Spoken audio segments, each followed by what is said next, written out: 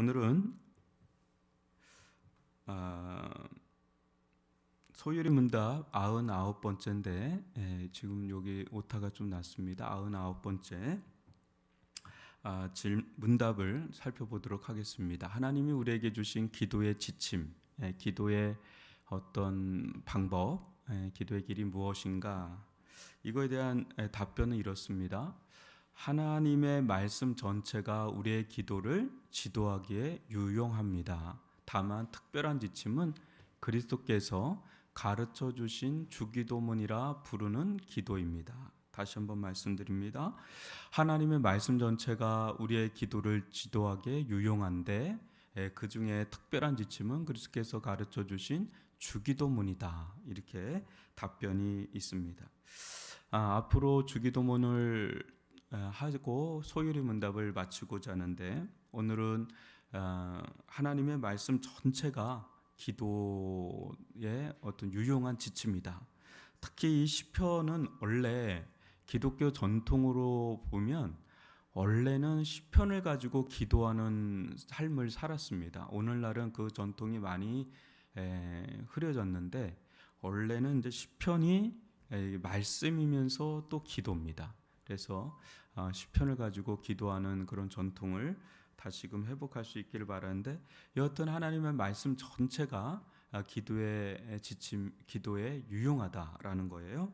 한번 보시면 기도는 하나님과 대화를 나누는 것이죠. 우리는 하나님과 대화하기에 앞서서 하나님의 속성이라는 것은 하나님의 성품을 가리킵니다. 하나님은 사랑이시고, 하나님은 자비하신 분이시고, 하나님은 전능하신 분이시고, 하나님은 은혜로우신 분이시고, 하나님은 참으시는 분이시고, 이렇게 하나님의 성품, 하나님의 속성을 우리가 잘 알아가는 게 필요하고, 또 하나님의 뜻에 대해서도 또 우리는 알아가야 되죠. 하나님의 계획이 무엇이고 하나님께서 기뻐하시는 뜻이 무엇인지를 알아갈 때, 그때 내가 지금 기도하고 있는 분이 누구지? 그 하나님은 어떤 분이시지? 그렇게 그 하나님께 우리는 기도하게 되는 것이고, 그 하나님은 무엇을 원하시지? 하나님의 뜻은 무엇이지? 계획은 무엇이지? 그러면서 하나님과 이제 교제가 이루어지는 거죠. 대화가 이루어지는 거죠. 여러분 한번 저를 보시면, 우리가 누군가 대화하고 누군가 교제를 나눈다 그럴 때 그 사람의 됨됨이, 그 사람이 어떤 사람인지를 전혀 모를 때와 그 사람과 만나고 이야기 나누고 그러다 보면 이분은 이런 분이구나. 그럴 때 이분의 생각을 읽게 되고, 그 생각을 읽으면서 또 내가 그 생각에 또 동의하고 또 맞고 그러면 어때요? 계속해서 대화가 이루어지잖아요. 근데 어느 때는 저 사람하고는 이제는 벽에다 하는 것 같아. 저 사람은 자꾸 말이 끊겨져. 만나면 피곤해. 그러면 그 사람하고 대화하기도 어렵고, 또 대화한들 그냥 사무적인 일적인 대화를 하다가 마칠 때가 있죠. 정말 마음이 통하고 또 뜻이 통하고 막 이럴 때 계속해서 이야기하는 게 즐겁고 행복하고 기쁘잖아요. 뭐 그런 거죠. 그러니까 하나님과도 마찬가지죠. 하나님이 어떤 분이신지, 하나님의 성품, 속성에 대해서 우리가 알아가면 알아갈수록, 또 하나님의 뜻을 알아가면 알아갈수록 그분과 같이 교제하고 교류하고 대화하는 게 너무너무 즐겁고 행복한 거죠. 그런 것이 이제 기도에 있어서 매우 중요하다는 것이고, 그리고 우리의 이제 성품과 우리가 필요로 하는 것들도 알아야 된다. 이게 무슨 말이냐면요, 우리도 우리를 좀 알아야 되는 거죠. 그래서 하나님 앞에 자꾸 자기를 가리기보다는 자기를 노출하는 거죠. 하나님은 우리를 다 아시거든요. 그래서 하나님 앞에 가릴 필요가 굳이 없어요. 그래서 사람들 앞에서 우리가 좀 어느 때는 가면을 쓸 때도 있고, 좀 집에 있을 때 내 모습과 또 사회에 나가서 내 모습이 좀 다를 때가 있잖아요. 둘 다 실은 나의 모습이기도 한데, 여튼 나의 어떤 성품, 또 기질, 어떤 성정, 또 내가 필요로 하는 것들을 알아야 된다는 거죠. 그거를 또 주님 앞에 내어놓고 또 기도하는 것이 또 필요하고, 그러나 우리는 여러분도 아시다시피 죄로 인해서 하나님과 멀어져 있는 자들이고 우리의 마음은 어두워졌죠. 그래서 우리들 가운데 필요한 것은 하나님에 대해서 바른 이해를 가지지 못하기 때문에 하나님에 대해서 또 우리 자신 자체도 또 정확한 지식이 없어요. 그죠?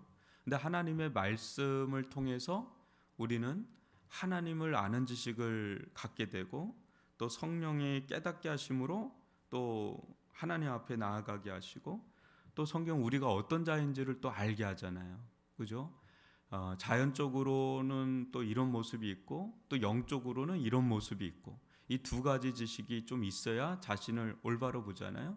무조건 나를 부정하는 것도 아니지만 또 긍정하는 것도 아니거든요.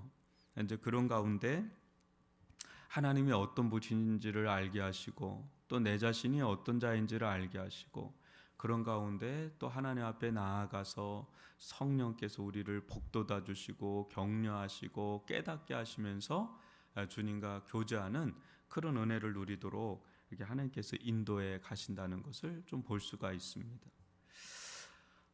하나님의 말씀에는요 약속이 있습니다. 그래서 우리는 그 약속을 또 믿고 기도를 하죠. 여러분 우리가 하나님의 말씀 보다 보면 소망의 말씀이 있어요. 약속의 말씀이 있어요. 지금 당장은 그게 이루어지지 않는데 그 말씀이 있단 말이죠. 그 약속의 말씀을 또 믿고 또 기도하는 거죠. 우리가 아브라함 이야기를 좀 살펴보고 있는데 아브라함은 25년간 하나님께서 계속 주어지는 게 없이 그냥 말씀만 주시는 거예요. 얼마나 이게 힘든 겁니까? 말씀만 계속 주니까 뭔가 실질적인 걸 줘야 되는데 실질적인 게 없어요. 근데 말씀을 주는 그 약속의 말씀을 통해서 그는 믿음을 갖게 되고 그 믿음을 갖게 되는 가운데 이번 주 살펴보면 우리가 알겠지만 굉장한 기도의 사람으로 돼 있는 걸 보게 돼요. 25년 동안. 왜냐하면 그 믿음 약속을 믿으니까 구하게 되는 거죠. 그러면서 굉장히 하나님과 친밀한 기도의 사람으로 되어 있는 걸 보게 됩니다.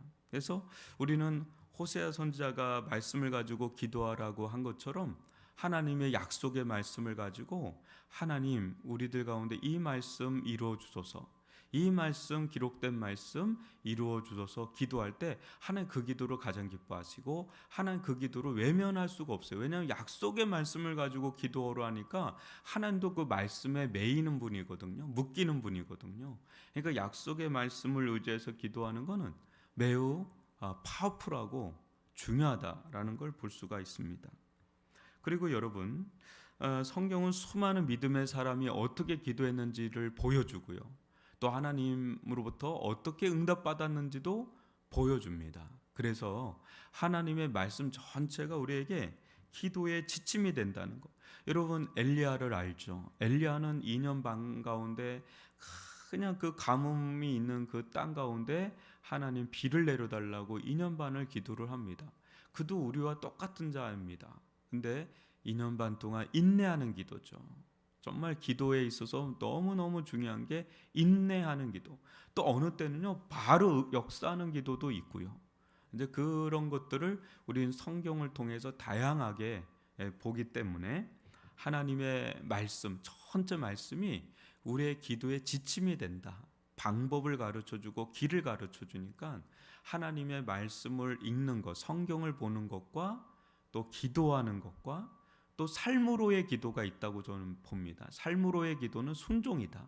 우리가 말씀을 읽었어요. 또 그걸 가지고 기도를 했어요. 그럼 기도한 대로 살려고 애를 써야 되는 거죠.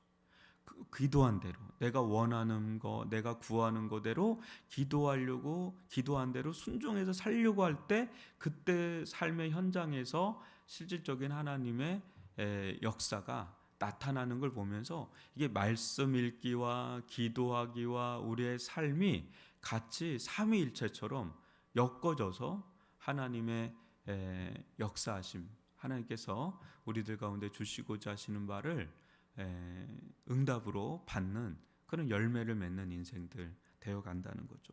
그런 대표적인 사람이 누구겠어요? 다니엘이죠. 그죠? 저도 이게 3번을 기도를 하고는 있는데 이게 굉장히 쉽지는 않습니다. 특히 점심때가 어렵습니다. 그런데 참 그 기도를 하면서 제가 느끼는 게 뭐냐면 다니엘이 참 놀랍다는 생각이 들어요. 다니엘은 여러분 그 어마어마한 바벨로니아라는 대제국의 거의 수석 총리거든요. 그 업무량이 어마어마하잖아요.